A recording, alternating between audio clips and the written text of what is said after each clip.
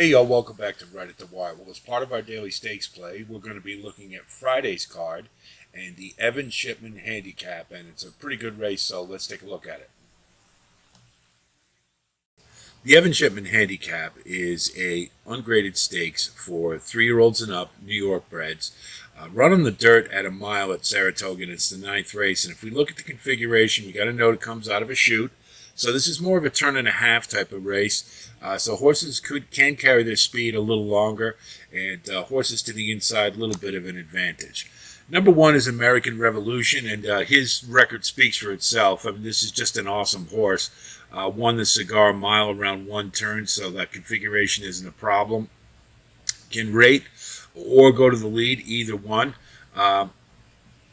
Excuse me. The only concern we have, of course, is this one's been off for almost a year, and we don't know if it will impact the way this one runs. I think we'll fire. We'll be in good shape. I'm not worried about that with Todd Pletcher.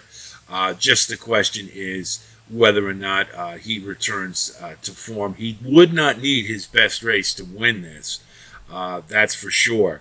But it'll just be a question if he doesn't come back after the long layoff. You see, I mean, he towers over this field, and I have to believe this is maybe a tune-up for something else, maybe the Forgo or something of that nature. But could even be the Woodward. But needless to say, I think this one will be in good shape. And if you think back to earlier in the year with Forte coming off a long layoff, and he came in the Fountain of Youth and ran just fine, just as an example. And I don't think he was tuned up all the way for that. So this is kind of a similar scenario. Obvious win candidate and a must-use. Dr. Ardito, number 2, trained by Chad Brown. This one was a win machine earlier in his last year and prior at the state bred level, and threw in a couple of open company wins. But here's the thing. When Chad Brown decided to move this one out into open company and graded stakes, kind of fell flat. And I think that indicates that this one, there's kind of a ceiling to where this one can compete. Now, you are at the level that this one's been most effective at, state breds, ungraded stakes. But, even the commentator, the last one, it really wasn't what you'd have to say was a fairly disappointing effort. And you got a couple back in here that beat him. So what I'm concerned about more than anything is just the class level and the ability to compete here.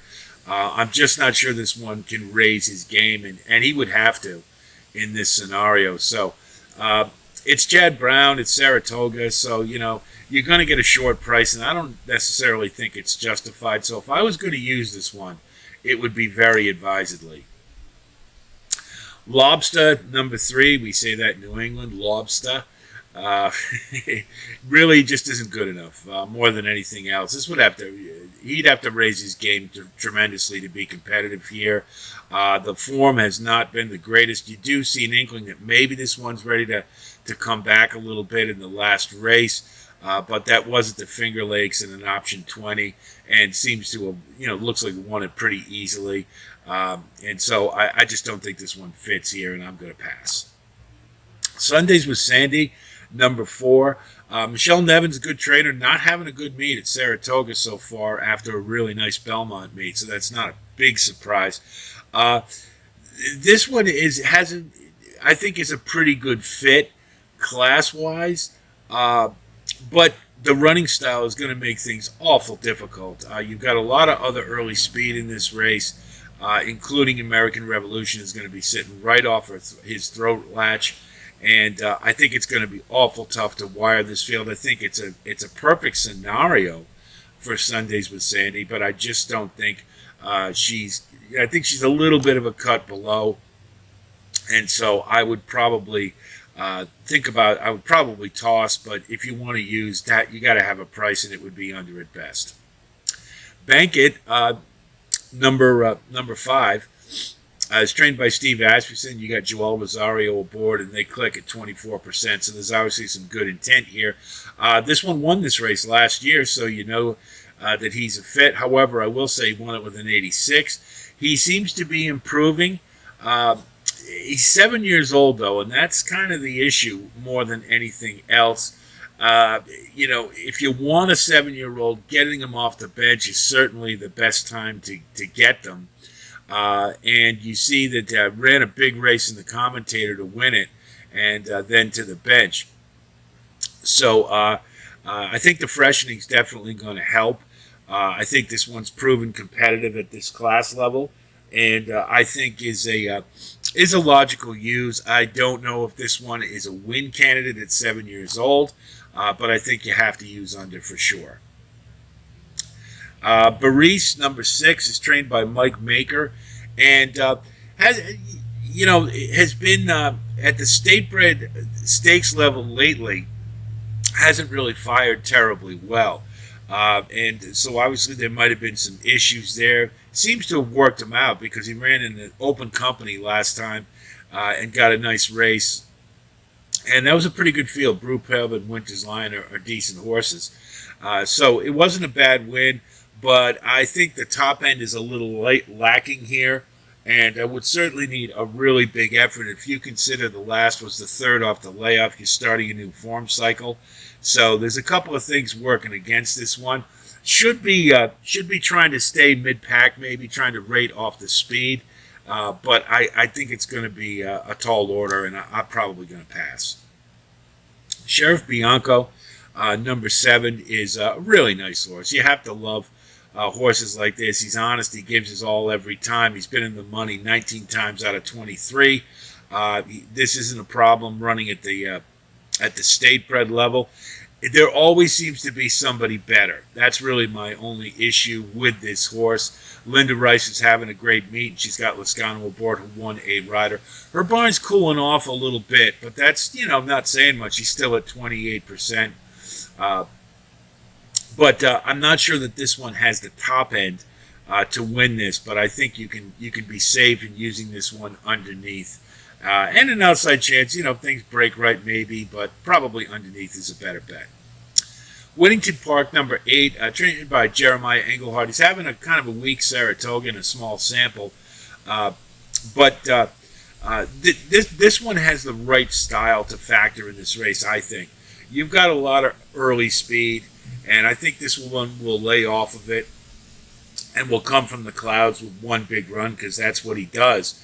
And in that type of scenario, you never know. He's got a shot. It's going to be awful tough to beat American Revolution if he's right. But circumstantially, I think this one has a really good scenario. 10 Strike Racing, very nice outfit, Marshall Graham and the boys. And this one has a win at Saratoga in a couple of thirds and 3 starts. So definitely likes the track. 4 years old, seems to be on the upswing. So Whittington Park, I think, is a logical use. And, if you get a good enough price, this one's got an outside shot at taking it down. So here's our top 5 for the Evan Shipman handicap. Number 1, we're going to use American Revolution. Pretty obvious. He's coming off a long layoff, but I'm betting he's going to fire, and I don't necessarily think he needs his best race to win this. Todd Pletcher should have him going, and I think he's a logical win candidate. Number 2 is Whittington Park. I think he's in a really good scenario with all the early pace. He should come running late, and I think he's going to pick up the pieces. Got a puncher's chance at taking it down, and I think if in that case, you're going to get a really nice price. I think you got to use him. Underneath, probably more likely, but I really like his chances here. Number 3 is Bank It. You're getting him at the right time. A 7-year-old coming off a layoff. Steve Asmussen should have this one ready. I think he's poised for a peak effort. Not sure it's going to be good enough with American Revolution here, but I think he'll factor in the mix, and underneath probably more likely. Number 4 is Sheriff Bianco. He's just a hard knocker, always in the money, brings it every time. I don't think is a logical win candidate, but you certainly have to use in the exotics. And then number 5, we're going to use Dr. Ardito. I'm not sure he's a fit here at this stage in his career, but from the prior back class, this one's certainly a competitor and likes to fight, and that means a lot in races like this. So could possibly get underneath. I don't know how likely it is, but you got to respect the competitiveness, and so I'll put this one number 5. So that's the top five for the Evan Shipman. I think it's going to be a really good race. If American Revolution for some reason doesn't fire all the way, then you've got a lot of opportunity here. And I think Whittington Park at a price offers a really good value to take it down. So he'll be on top of a couple of my tickets for sure. So I think it's going to be a good race. Looking forward to it. If you do like content like this, you can go on over to rightatthewire.com. We've got full coverage of Saratoga. You've got 2-year-old analysis for the maidens, daily plays, and on the weekends we have the Weekend Warrior full card analysis Friday, Saturday, and Sunday, all available to you individually as well, I might add. So go on over there and take a look.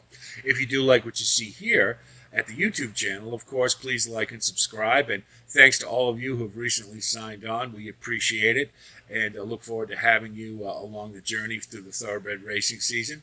So that's it for today. We will continue with our daily stakes posting as well as weekend coverage. When the special events arise, we'll have special postings for that. So a lot of content to look forward to, and I'll be talking to you in the near future. So until then, be well.